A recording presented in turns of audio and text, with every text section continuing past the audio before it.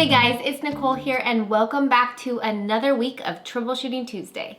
This week we are going to be going over how to troubleshoot and work through super flat and thin macaron shells. So if you're having no other issues but you just don't have the volume you want in your macaron shell, then these are going to be your issues. Over mixing your batter.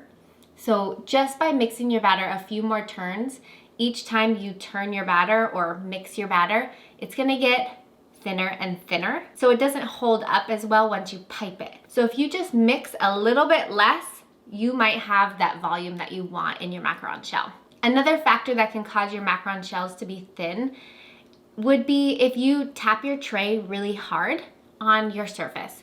So if you're tapping your tray once you pipe them out, and you notice it smooths them out, but it also makes them a lot thinner. So maybe just tap a few times with your hand instead of wrapping it onto your table, and perhaps that will help you with your issues. The last thing that can actually help you getting those chubbier macaron shells and less flat shells is to pipe your macaron shells a little smaller.